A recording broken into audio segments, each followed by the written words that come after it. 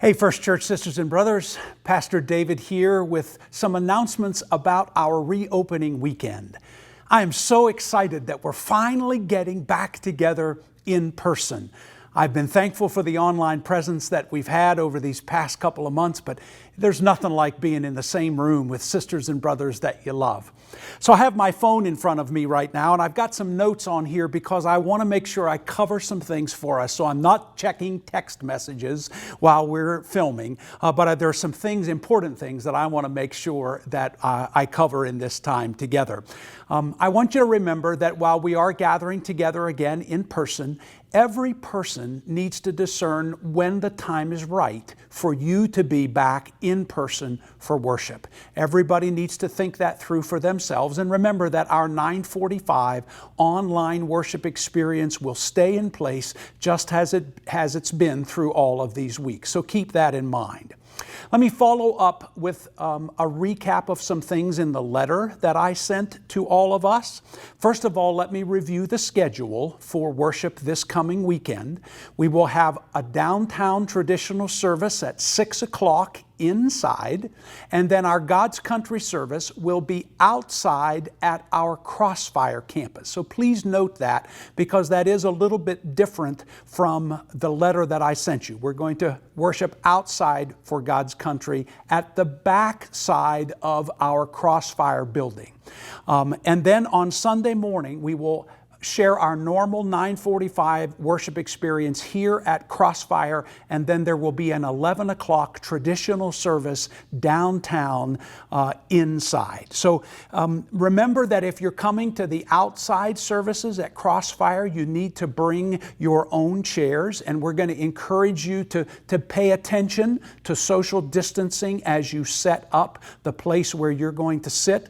The service will be around the back of the Crossfire building.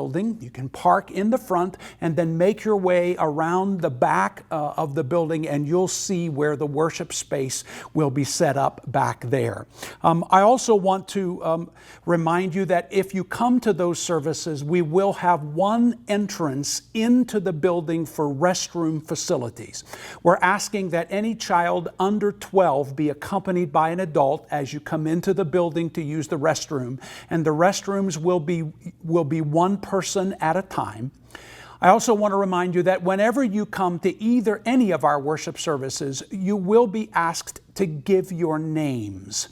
That's not because we have to send in a list of names to the CDC. That's not it at all.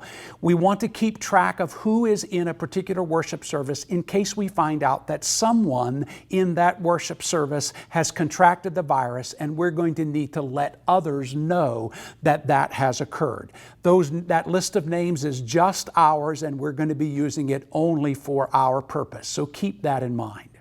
If you're going to attend worship at our downtown campus, the entrances to the building will be the North Street entrance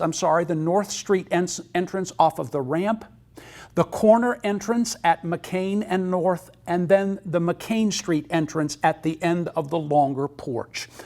As you come into the building, if you need to use the facilities at our downtown campus, the only one that we will have available will be the handicapped restroom in Asbury Chapel. So please take note of that.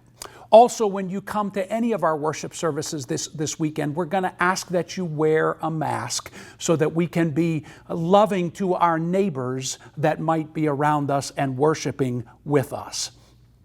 Keep that in mind. Let me say a word of thanks, a huge thanks to the couple of teams that are going to be working on sanitizing our buildings after every one of these functions. So to those of you that are serving on those teams at Crossfire and at Downtown, thank you so much for your willingness to do that. So let me be real for a minute, sisters and brothers. There are a whole lot of different feelings about all that's been going on with COVID-19. We're being told a lot of different things. Some people believe one thing, some people believe another thing. And people from First Church are in both of those groups of people. Now, I know that social distancing and wearing masks, that's inconvenient.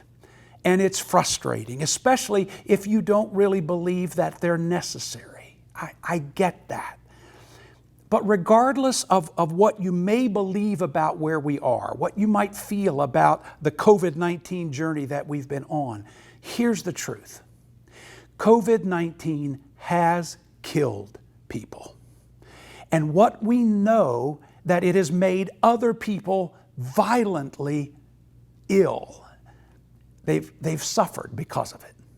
What we know to be true is that the two primary ways to avoid exposure to this virus is social distancing and wearing masks.